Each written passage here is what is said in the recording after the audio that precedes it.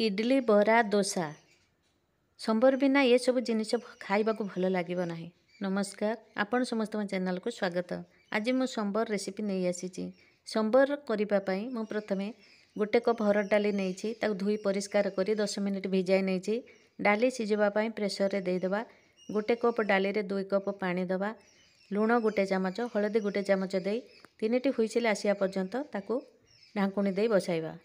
यही रेसिपी पाई मु जो परिबा गुड़िक नहीं सेगुड़िक है कखारू, लाउ, बैगण, गाजर और सजना छुई।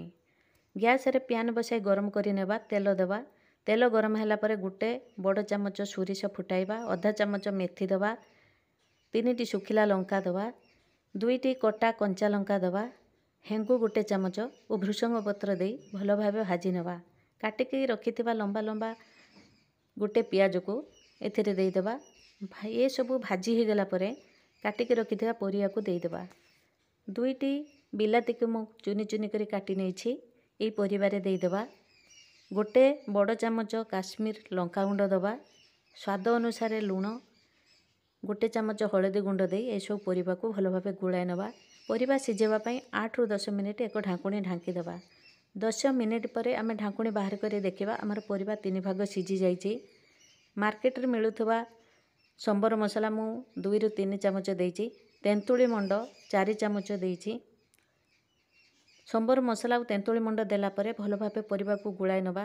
तापर आवश्यक अनुसार एठारे पानी दबा। पानी देई सारला परे परिबा आ किछि समय सिझिबा पई 5 मिनिट ढांकुणी ढांकी दबा। साधा भात रे संबर खाइबा को भल लागिबो। 5 मिनिट ढांकुणी ढांकी देबा। 5 मिनिट पर ढांकुणी बाहर करी गोटे बड़ पियाज को तार पाखुड़ा खुली काटिकी रखी एठारे देदेबा। छोट पियाज देले भल, मो पाखरे नथिबारु मु गोटे बड़ पियाज देइछि। पियाज दे गुलाय नबा।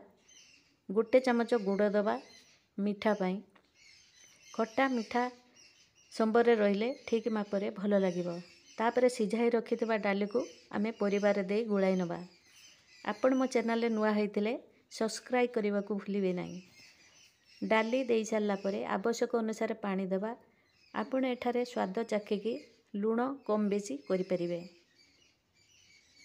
संबर कंसिस्टेंसी यही मापरे रखिबा। अधिक पानी बा बलिया करबा नहीं। तापर काटिकी रखिथिबा धनिया पत्र को संबर उपरे देदेबा। परिसिबा पई आमर संबर प्रस्तुत हो जाइछि। आपण मो चैनल रे नुआ होइतिले सब्सक्राइब करिवे। मो भिडियोटी को लाइक, कमेंट, शेयर करेंगे। आउ एक नुआ भिडियो नहीं आसिया पर्यंत आपणक अपेक्षा रही। धन्यवाद।